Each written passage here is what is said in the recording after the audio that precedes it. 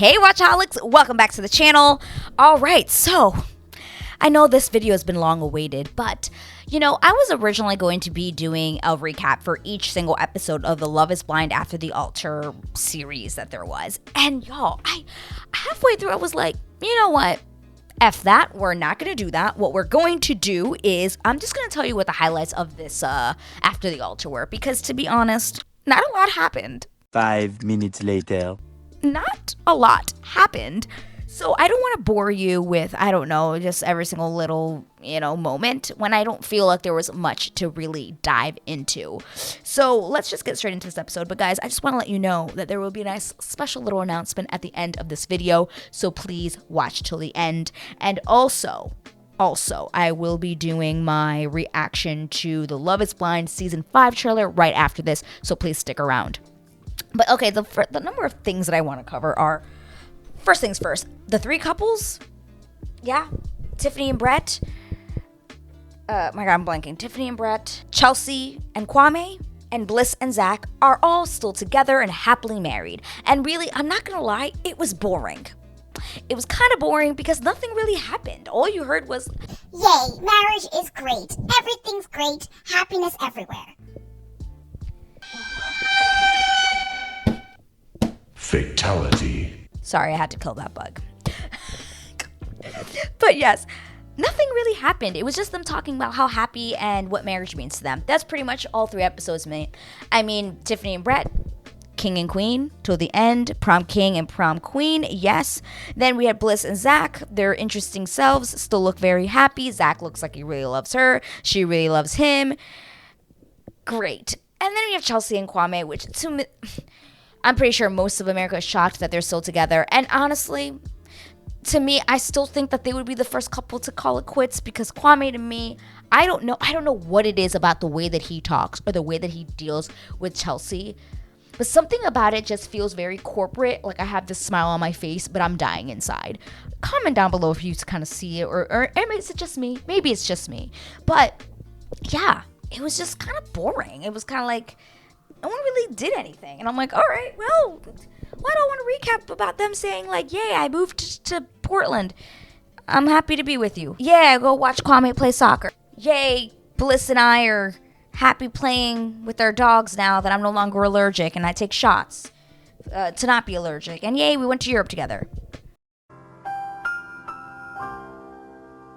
So let's get into Paul and Micah, because this was a whole other ordeal. Basically, the couples that didn't go through anything, who said no at the altar, they're the only ones who actually had something going on, I guess.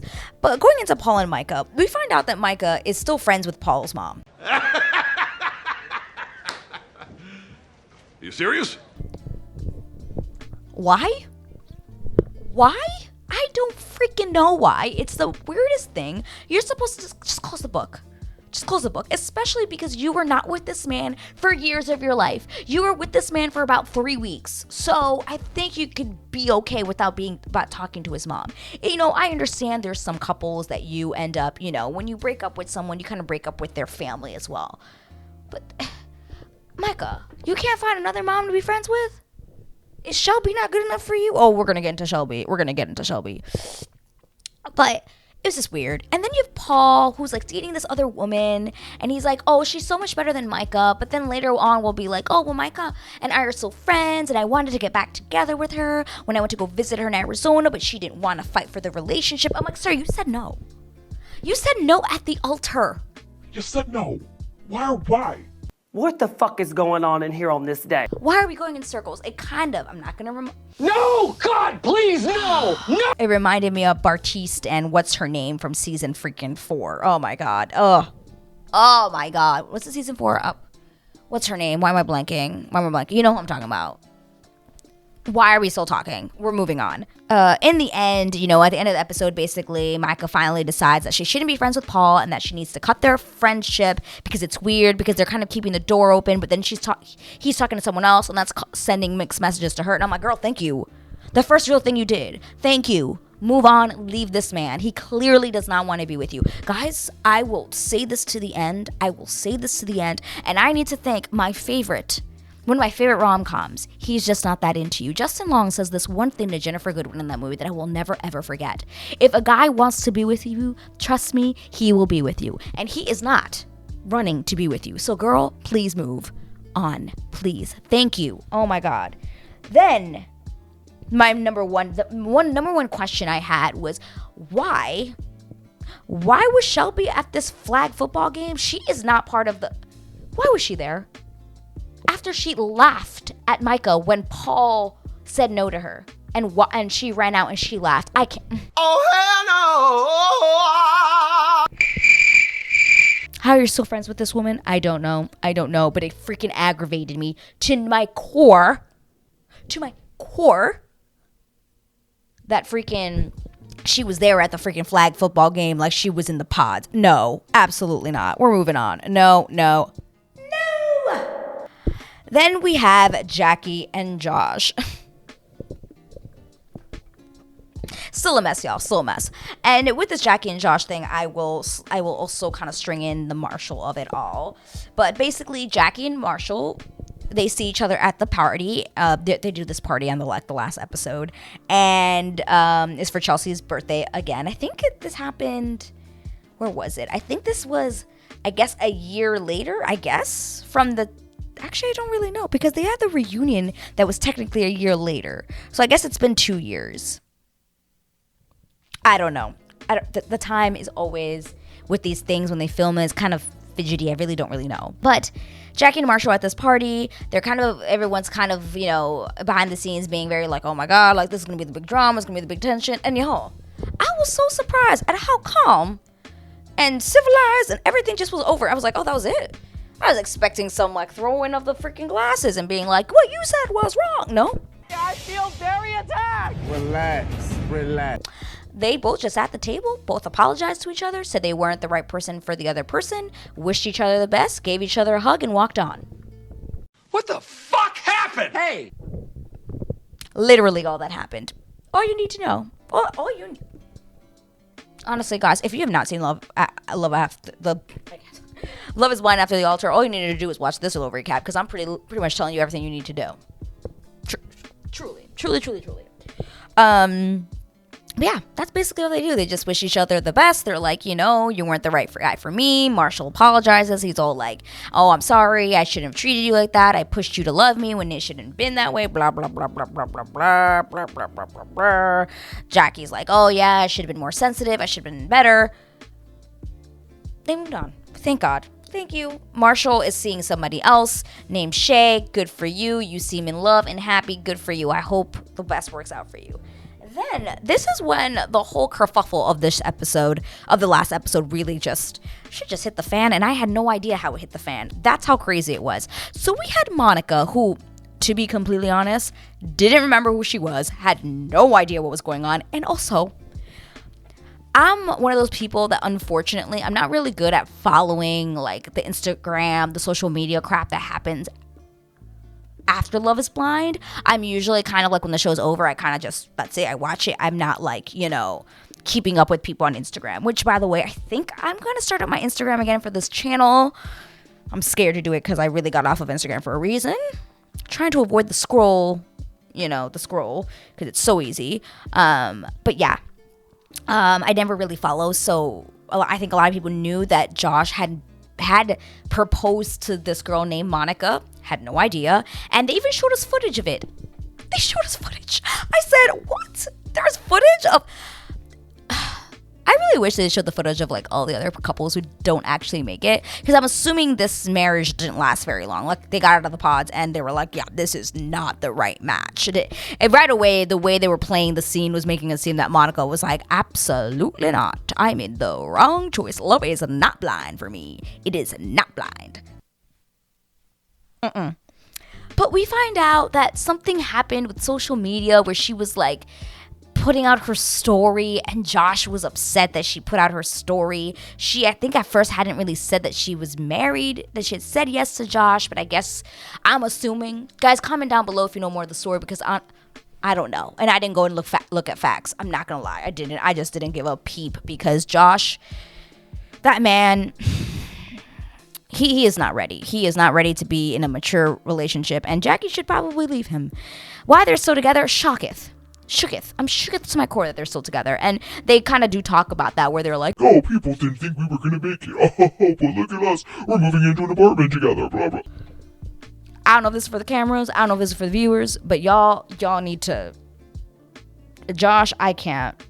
But it was exhausting to watch, just like Jackie was exhausted, and I think she just needs to be with someone who isn't going to bring drama into her life, and it just seems like it kind of continues to follow her, because I guess Monica was one of Jackie's best friends in the house, and the fact that she actually had, been with Josh, and then Josh ended up going back with Jackie, I guess it just caused some, it was just kind of weird, but Monica was just like, I really want to be friends with her, but whatever she said, and there was things about, she was releasing things to the blogs. I'm like, this is way too dramatic and kind of ridiculous.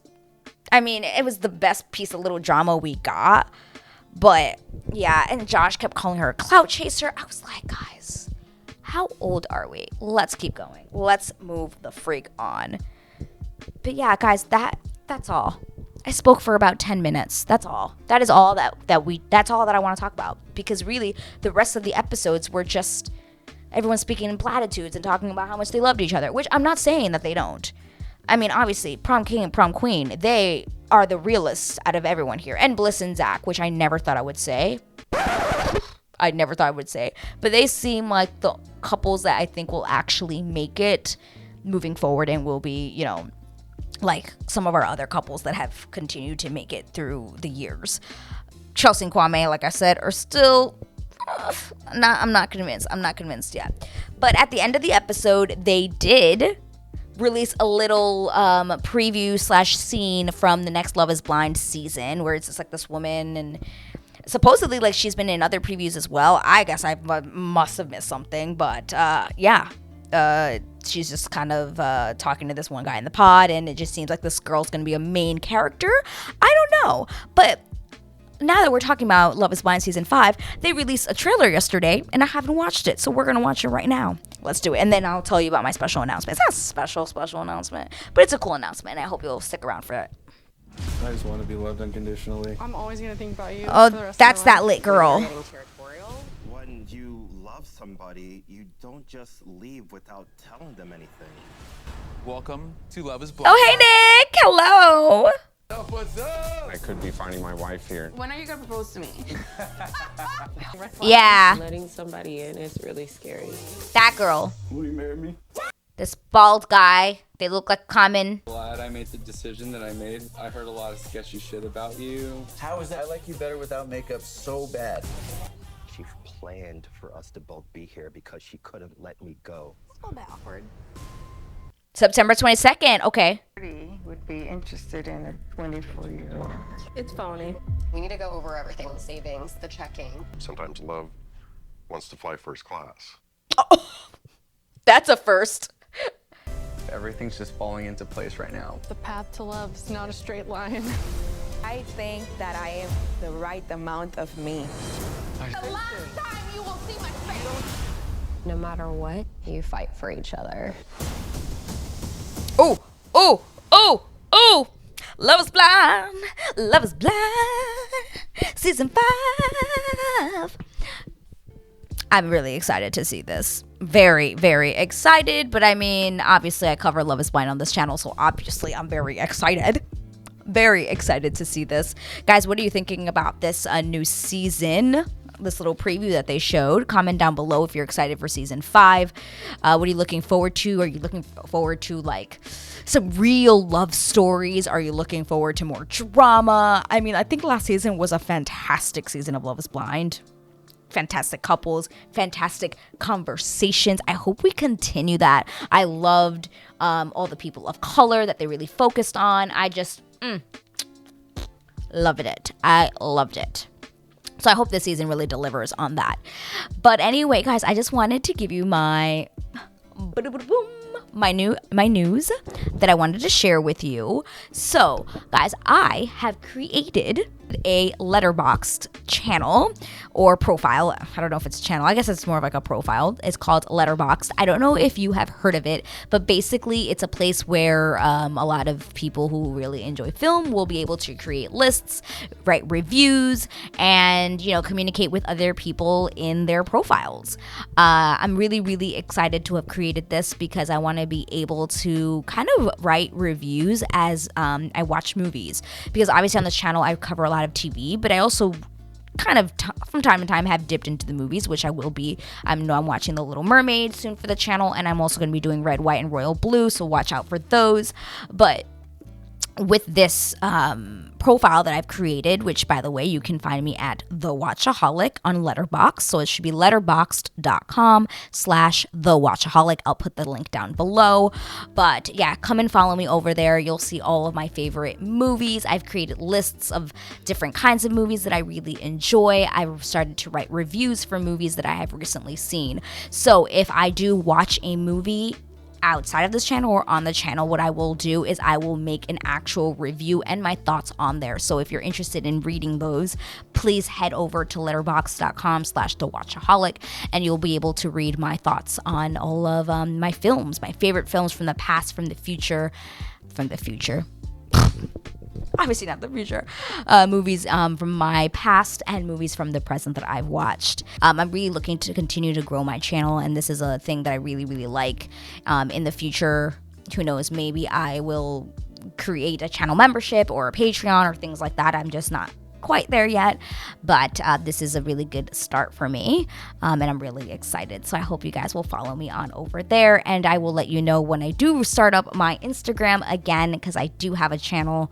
I do have a profile. I just haven't been on it, and I would like to kind of restart that with you, so that way you guys can talk to me there, and also send over like if you have any questions and things like that you don't really want to do over YouTube, you could do it over Instagram. But yeah, guys, that's the end of my video today. Oh my God, Love is Blind season 5 is coming. I hope you really enjoyed this recap though of Love is Blind After the Altar. If you like this video, please give me a thumbs up, and if you aren't already subscribed, I don't know why you made it this long in the video without subscribing. So click the subscribe button, please. It really helps me out, helps out this channel, helps me grow to continue to put out more content for you. But guys, I will see you in the next video. Bye.